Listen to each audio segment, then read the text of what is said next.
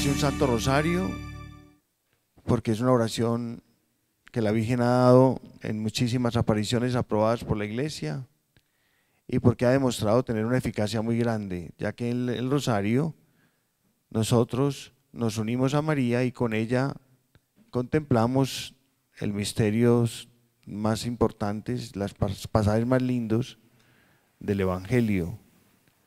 Y se ha sabido que agrada muchísimo a Dios y que con el rosario se consigue todo. Promesa del Santo Rosario es que todo lo alcanzarán con el Santo Rosario. Entonces se hace un Santo Rosario bien meditado, bien lindo. Se apaga un poquito la luz, es más que todo para que no haya dispersión, para que haya recogimiento, para que uno esté mirando el altarcito, pero no se debe apagar demasiado, sino un poquitico. Es para que uno tenga como recogimiento. Pero después es necesario hacer una predicación. Y es muy bueno predicar el Evangelio del próximo domingo con el objeto de que uno llegue a la Santa Eucaristía con el Evangelio más trabajado, más cerquita, lo tenga presente. Cuando uno ha leído el Evangelio o lo ha estudiado antes de la Santa Eucaristía, las explicaciones del sacerdote llegan más hondo, se profundiza más y hace que la semana que sigue después del Evangelio, ese Evangelio como se le dio dos golpes bien buenos, permanece en la mente, en el corazón, esas palabras de fuego que derriten los corazones de todos los hijos de Dios. Acuérdese que esa palabra es santa y que nosotros, por ejemplo, en la Santa Eucaristía, tiene esos dos componentes principales: la liturgia de la palabra y la liturgia, pues, la parte eucarística como tal, o sea, escuchar a Dios y la presencia real de Cristo como el sacrificio. Nos unimos al sacrificio con que Dios nos salvó, o sea que estamos ante la última cena, la pasión de Cristo y la resurrección de Cristo. Es decir, no, en Cristo no hay tiempo. Nosotros tenemos tiempo, pero Él no. Entonces Él perpetúa ese sacrificio permanente, porque la redención es constante. En la medida en que usted se deja querer de Dios, se arrepiente y se acerca a Dios, se derrama la redención sobre usted. Entonces en la Eucaristía nosotros celebramos esa alegría tan grande de que Dios nos ha salvado dando la vida por nosotros y nos unimos al sacrificio salvador. O sea que la Eucaristía es muy grande, sacramento central. Por eso vamos a misa en Lazos de Amor Mariano todos los días, porque no hay por qué perder una Eucaristía pudiéndola hacer. Hay tantas personas que no pueden ir a misa, nosotros vamos por ellos, oramos por ellos y nos unimos a todas las santas Eucaristías que hay en el mundo, que son las que sostienen el mundo. Yo sé que aquí hay muchos jóvenes que puede haber vocaciones sacerdotales y necesitamos vocaciones sacerdotales. Necesitamos buenos sacerdotes, santos sacerdotes.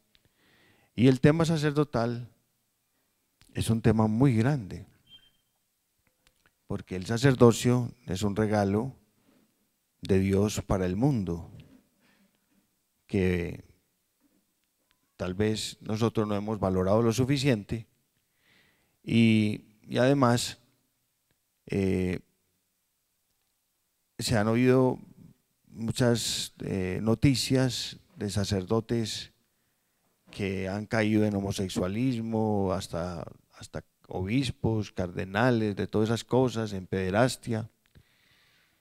Y es muy bueno hablar de ese tema para que nosotros no nos vamos de la iglesia, sino por el contrario, le ayudemos a la iglesia, porque la iglesia la formamos todos. ¿Alguno de ustedes ha tenido, por ejemplo, la mamá alicorada o en malos pasos. Entonces por eso deja de ser la mamá. Difícil. No, hay que ayudarle a la mamá. Y a veces eso no es lo ideal, pero hay circunstancias. Y también alguno de nosotros también ha estado mal parqueado. ¿Es así o no? Somos seres humanos. Y Dios ha puesto el sacerdocio en seres humanos. ¿Qué es lo ideal? Que esto no fuera. Por eso necesita muy buenas vocaciones y muy buena oración por los sacerdotes y tener cuidado con el sacerdote. Es decir, entender quién es el sacerdote, cuál es la dignidad sacerdotal y muchas cosas. Yo me voy a valer de una sierva de Dios que la van a beatificar ya ahora en mayo, mexicana, que se llama, ¿saben quién? Concepción Cabrera de Armida. Una mística mexicana, ama de casa, mamá pues de muchos hijos, y lo que el Señor le ha dictado a ella y que está pues ya estudiado en la iglesia, tanto que ya la van a hacer pues a beatificar ahorita en mayo, son 10 tomos, hasta el punto de que podríamos decir que tenemos una especie de Santa Teresa aquí en América, algo muy grande. Y es relativamente fresca, pues, es a principios del siglo pasado. Ella, el Señor le da dentro de sus libros, se ha sacado un extracto de todo lo que el Señor le dicta sobre el sacerdocio. Y es una hermosura, es una belleza, que vale la pena que lo meditemos. Este libro es muy extenso y muy lindo. Y le dice el Señor a Concepción Cabrera de Armida, ¿cuál es el origen del sacerdote? ¿Les gusta el tema? Pueden hacer preguntas, se trata de hacer un diálogo. Esto es así, familiar, cercano, cálido, para que sea agradable. Cuando el Padre engendró al Hijo desde toda la eternidad sin principio, engendró con él en cierto sentido al sacerdote. Oigan esto. O sea que está en el pensamiento de Dios desde que engendra al Hijo, porque el Hijo es el sumo eterno sacerdote. O sea, el sacerdocio sale de Jesús, sumo y eterno sacerdote. Entonces, en cierto sentido, desde que se engendra el Hijo, va incluido el sacerdocio de Cristo y en Cristo el sacerdocio de todos los sacerdotes del mundo. De allá procede la generación espiritual y en cierta manera divina del sacerdote, en la del sacerdote eterno, que está en el entendimiento y en el corazón del Padre. Tan alta, tan santa y distinguida, nacida del amor, es decir, del concurso del Espíritu Santo con el Padre, aunque el Espíritu Santo también procede del Padre. Pero dentro de todo lo que Dios ha hecho, lo ha hecho por amor, porque el Espíritu Santo es el amor del Padre y del Hijo, y en ese amor nace también el sacerdocio. En ese arrebato de inefable amor, al engendrar al Verbo, todo igual al Padre, fue la concepción eterna de la iglesia y de sus futuros sacerdotes. Ahí está la iglesia y ahí están los sacerdotes. Por eso es tan delicado irse contra la iglesia, irse contra el sacerdote, porque no es una idea de un papa o no es una idea de unos laicos que se reunieron y vamos a inventar un sacerdote. No. Esto fue como del principio original. Venía Cristo y venía su iglesia y venía el sacerdocio. Ya se recreaba desde aquella eternidad el Padre al ver a su Hijo amadísimo en los sacerdotes, y por esto mismo los amaba. Es decir, cuando el Padre Celestial ve a este hombrecito que ustedes ven ahí, ve a Cristo. Oigan esto, ¿no les produce una emoción a ustedes muy grande? Así es, ve a Cristo. Es la prolongación de Cristo, de lo que hacía Cristo. Perdonaba pecados, véalo ahí. Nos acercaba al Padre y nos daba a Dios, Jesús. Este hombrecito sencillito hace lo mismo. Por lo tanto, ser sacerdote es algo de locos. Ni un sacerdote comprende el sacerdocio en la magnitud que tiene. ¿Es así o no, mi padre? Eso es una cosa profunda, que nosotros no somos dignos de esto. Pero eso fue idea de él. Salió de su corazón el sacerdocio. El Padre, como frente a un espejo, refleja en el Hijo toda su perfección, hermosura y querer. Y la luz que ilumina estas perfecciones eternas es el mismo Espíritu Santo, que es luz porque es amor, y es amor porque es luz. Y en aquel espejo el Verbo, iluminado por aquella refulgente y divina luz, procede del Padre y del Hijo, es decir, del Espíritu Santo.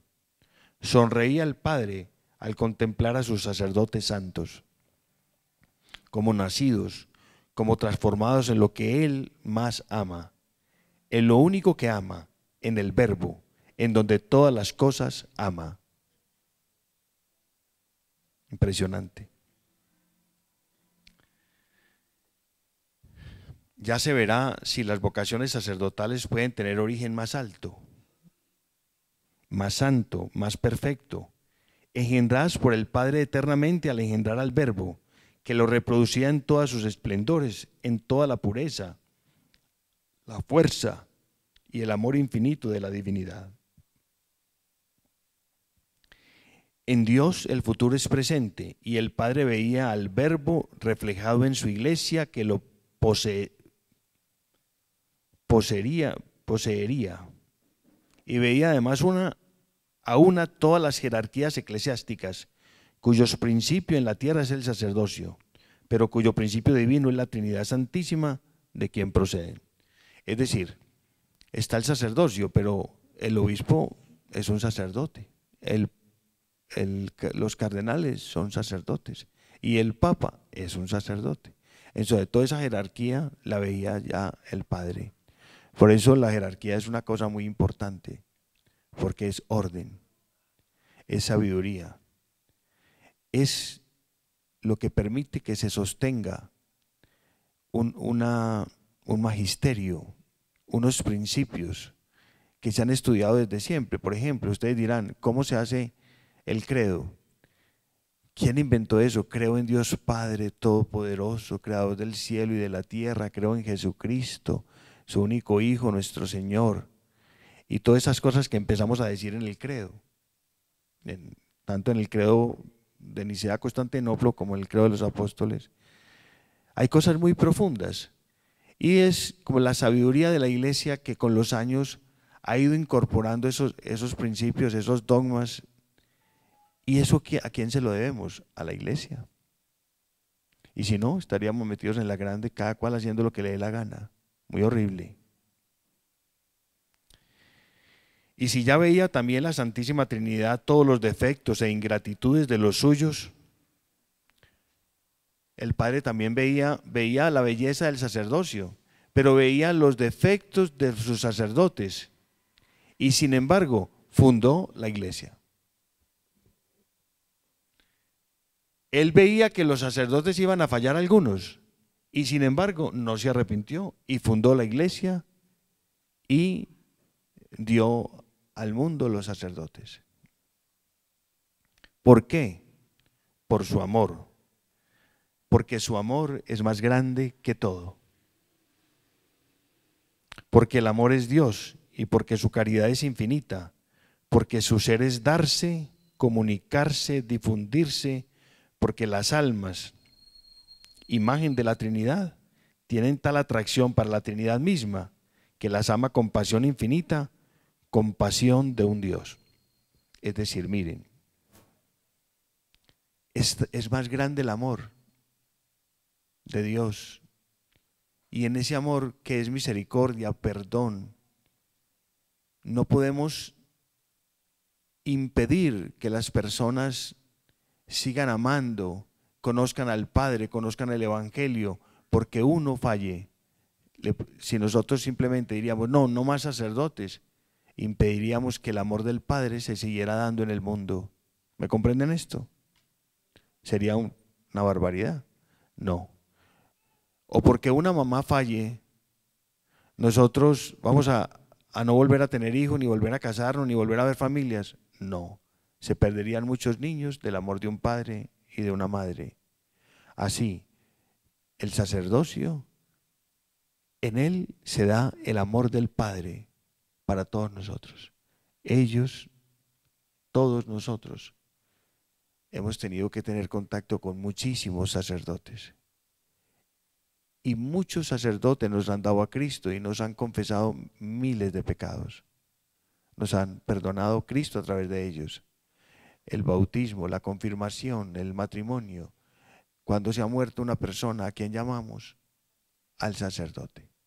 O sea que hay de nosotros, si, aunque sea de pensamiento, decimos algo malo, o sea, tenemos un juicio sobre las cosas divinas, cuando Él sabía que iban a fallar y sin embargo los ha creado. Amén. Y por eso dio el Padre a su propio Hijo para salvarlas, a todas las almas, para que ese reflejo de la Trinidad que lleva cada hombre volviera a la Trinidad misma. Y para ese fin fundó su iglesia, y para que la defendieran y ampararan y salvaran a las almas. Dio tan alta generación en el seno del Padre a los sacerdotes, para que salvaran ¿a quién? A las almas. O sea que la salvación de nosotros depende mucho del sacerdocio. Sí, señores. Sí, señores. O sea que es una prolongación del misterio de la redención y salvación de Cristo. Sí, señores. Con ese fin vine yo al mundo, para que me conocieran, imitaran mi vida, imitaran mis virtudes, mi amor al Padre, y glorificaran a la Trinidad, dándole almas santas y volviendo a la divinidad lo que tienen las almas de divino, un soplo del Altísimo, una imagen de la Trinidad, un reflejo inmortal de Dios mismo. Nosotros tenemos, el alma de nosotros salió del Padre. En el momento en que el óvulo y el espermatozoide se juntan, Dios pone un alma que viene de Él, que Dios la crea y que nunca más la vuelve a destruir, es eterna. Y esa es la divinidad, ahí en el alma viene la divinidad que nosotros tenemos, dada por Dios. No es que seamos dioses, sino que Dios nos participa de su divinidad, de todas las cosas que nos llevan a después compartir en el cielo a Cristo y poder participar de una eternidad. Por ejemplo, la eternidad no es divina. Las cosas materiales se mueren, pero que Dios nos participe de su divinidad no es algo como divino.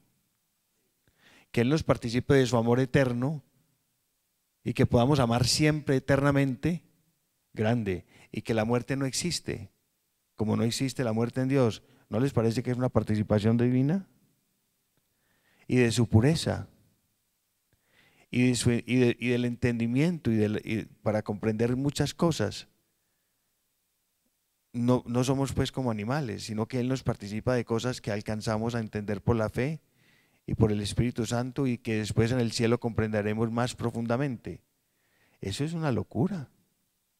O sea, que vale la pena la salvación y vale la pena la fe y todo esto, porque esto, si se quedara aquí materialmente, sería pues como muy corto.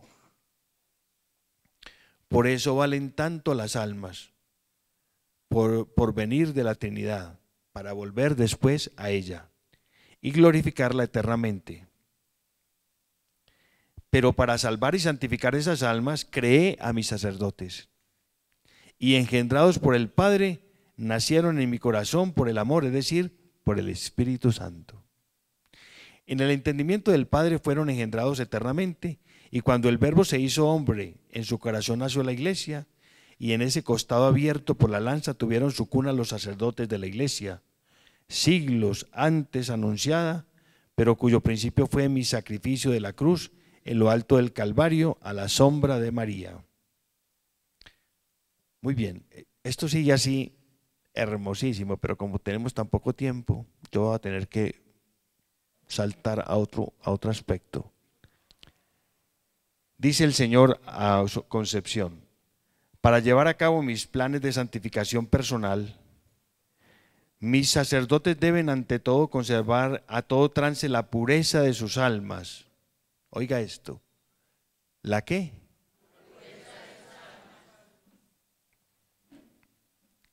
Base y fundamento sobre el cual deben comenzar su transformación en mí. La pureza es la que más asemeja a Jesús y la que refleja a Dios en las almas. Por tanto, y como medio principal para esta pureza, los sacerdotes no deben descuidar jamás la frecuente confesión de sus culpas para lavarse en el sacramento de la penitencia. Hay descuido en muchos sobre el particular y hay descuido en muchos hay descuido en muchos sobre el particular y dejan pasar mucho tiempo, a veces considerable, sin recurrir a esta saludable humillación que purifica. Ahora, esa pureza de almas es solamente para el sacerdote, para todos nosotros. ¿Cuántas veces el respeto humano y la falta de humildad impiden ese acto de suprema importancia para el sacerdote? Y, como Satanás se vale de estos medios para impedir la pureza en las almas de mis sacerdotes, que deben estar siempre tersas y sin mácula, o sea, sin manchas, sin pecados, para reflejar a Dios en ella. Un alma pura refleja a Dios. Todos tenemos que tener esa pureza para reflejar a Dios, el que es el papá, el que es la mamá, el que es un hermano, el que es un amigo, y mucho más el que es sacerdote, que tiene como función principal reflejar a Dios. Elemento principal es este para su transformación en mí: purísimo de cuerpo y alma, transparente y divino, que refleja a la Trinidad en la limpieza candidísima y luminosa de mi corazón de hombre.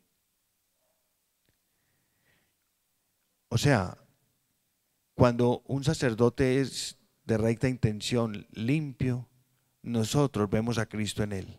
¿Ustedes lo han visto? Así es.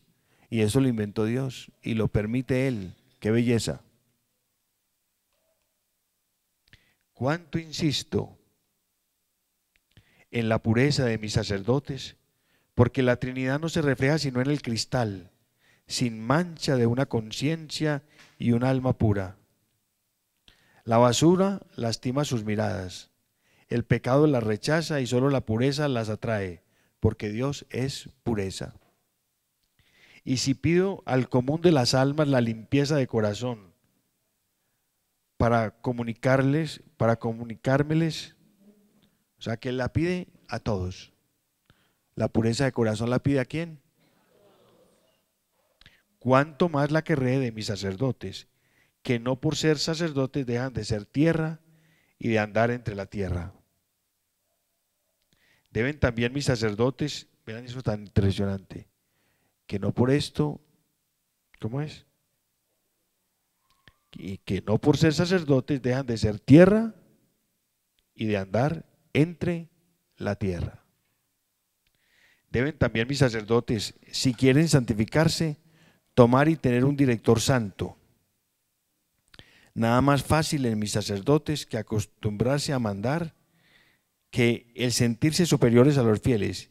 Y si es cierto esto, por la dignidad sacerdotal que llevan consigo, también lo es que deben depender de otro, si quieren adelantar en su santificación. ¿No envía acaso a San Pablo con Ananías para que de él recibiera instrucciones? Esto es un acto de dependencia y de humildad muy útil en los míos y que yo me complazco en bendecir. Esto es muy importante porque cuando uno no tiene quien esté por encima, eso se vuelve una soberbia muy grande. Tiene que estar sometido de alguna manera a una persona. Los sacerdotes tienen al obispo, al arzobispo, pero también debe haber otro sacerdote que sea como su director espiritual. Y si en estas confidencias he querido tratar de la regeneración y santificación de mis sacerdotes, este es un punto útil en gran manera, el que tengan un director, y en muchos casos indispensable para la santificación de las almas sacerdotales. Nadie más a propósito para mandar que el que obedece. Nadie mejor para dirigir las almas que el que es dirigido. Amén. Ahí suspendo esto, pero sigue locura. Voy a tratar otro tema. Voy a hacer un mix. Espero que el Padre esté contento. Y nosotros con usted.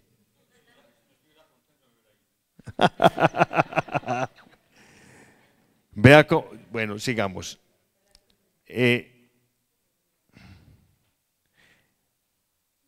Respeto a los sacerdotes. Voy a tratar este tema. ¿Quién está aburrido? Ya se hubiera, vaya si quiere, pero este tema no es para. Este tema está carnudo.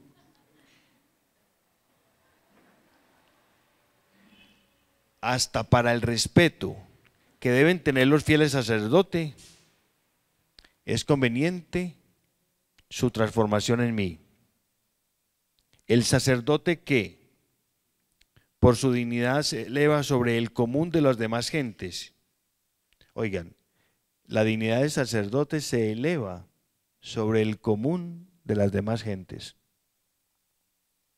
Y es una insensatez, una desgracia lamentable y hasta puede ser pecaminosa, que arrastre esa dignidad por los suelos y que se aseglare.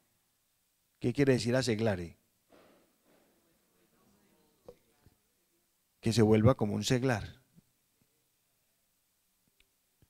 Y que su dignidad pues la arrastre, ¿cierto? El sacerdote debe mantener su dignidad y nosotros debemos de contribuir a que él mantenga su dignidad sacerdotal. Aunque joven, debe portarse el sacerdote como quien es, y no ha de rebajar su vocación ni de generar la dignidad que el Espíritu Santo le confirió. Nunca orgulloso, pero sí digno, puesto que representa, vuelvo a leer que nunca orgulloso, pero sí digno, puesto que me representa. O sea, ¿representa a quién? A Cristo. Bueno, ya voy a terminar, ya se acabó el tiempo. Siempre afable y humilde, pero conservando una prudente distancia, sobre todo con personas de otro sexo. Nada de familiaridades que repugnan a su condición de sacerdote. Puro, recto, inflexible en lo que no debe ser, y suave y armonizador y conciliador en los casos en que mi doctrina y mi moral no sufran menoscabo. El tino que el sacerdote debe tener en el trato y en los negocios debe pedírselo al Espíritu Santo. Él es el gran regulador y amable conciliador que une y santifica. El sacerdote debe esparcir a su derredor la unción de que debe estar lleno y entonces la malicia de los mundanos y las ocasiones peligrosas se estrellarán, y los nubarrones y tentaciones de Satanás se desharán al tocarlo. Un sacerdote transformado en mí será impenetrable a los dardos del enemigo. Lo acometerá de 1000 modos, lo tentará de 1000 formas, pero como yo, vencerá las tentaciones y el demonio quedará corrido y avergonzado. Bastaría la virtud y la unción del Espíritu Santo que el sacerdote recibe en su ordenación para ser invulnerable, porque esa unción especial lo blinda como con una coraza para que el mal no lo penetre. Pero el mundo y la carne, esos enemigos consentidos por él, rompen ese impermeable divino y por ahí se cuela Satanás, que siempre acecha al sacerdote y lo penetra y lo avasalla y lo hace suyo y aleja a su antagonista, que es el Espíritu Santo. Los más opuestos polos, los más grandes enemigos son el Espíritu Santo y el espíritu diabólico, que luchan constantemente en las almas, especialmente en los sacerdotes. El bien y el mal continuamente luchan en el corazón del sacerdote, pero éste tiene mayores medios, más poderosos, armas para triunfar. Qué pesar, tenéis que terminar, pero ya se acabó el tiempo. ¿Qué podemos hacer por ustedes para hacerlos sentir amados, acompañados? ¿Qué pueden hacer por nosotros? El Papa Francisco insiste y repite: no se les olvide rezar por mí. Lo dice cada que termina cualquier alocución: no se les olvide rezar por mí. La oración levanta, conforta, anima. La oración es la que nos hace sentir a nosotros fuertes. La oración es la que nos permite a nosotros mantenernos siempre con el Espíritu de Dios. Ese es el regalo más lindo, más grande, cuando uno sabe que le están regalando oración, primero. Segundo, la compañía, la amistad sana, sincera, noble, que de verdad uno vea que hay esa empatía también para con el sacerdote. Bien, me parece a mí importantísimo. Yo he ido a muchos hogares de casas donde de estas familias tan lindas que están aquí. Uno siente que le brindan a uno cariño, ternura, afecto, lo hacen sentir a uno cercano. Eso es maravilloso, eso es maravilloso. Otro regalo que le pueden regalar a uno: acercarse a Dios.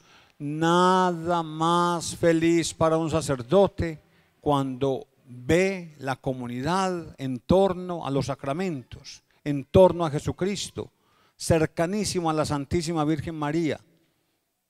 Para mí hay una felicidad inmensa, grandísima. Eso es una dicha para un sacerdote. Yo en esta parroquia vivo plenamente feliz y es precisamente por eso. Porque es una comunidad que ora, que celebra, que experimenta el amor de Dios. Es una comunidad que reza con fe y devoción el Santo Rosario todos los días. Cuando hay ese acercamiento de la comunidad, uno siente de verdad que esta comunidad está unida al sacerdocio. El Papa Francisco hace poquito dijo: no se entiende el sacerdocio sin Jesucristo, Jesucristo sin la iglesia, iglesia sin Dios, porque caemos en el agnosticismo y en el jansenismo. Por eso tenemos que estar siempre muy unidos en este trabajo de iglesia. Todo con la iglesia, nada sin la iglesia. Ahora estaban leyendo un libro, pero yo les digo que es un pozo de sabiduría. Es un pozo de sabiduría. Y es precisamente lo que la expresión por los sacerdotes, con los sacerdotes, estar siempre en este trabajo donde hoy somos tan supremamente pisoteados, vilipendiados por la prensa y los medios de comunicación social. Tenemos que estar unidos a los sacerdotes, muy unidos a los sacerdotes. El regalo más grande que me pueden dar todos los de Lazos de Amor Mariano es la oración. Para mí eso es fuerza viva que me ayuda a seguir adelante en este trabajo ministerial. El Señor esté con todos ustedes. La bendición de Dios Todopoderoso, Padre, Hijo y Espíritu Santo, descienda sobre ustedes y les acompañe siempre. En compañía de la Virgen María podemos ir en paz.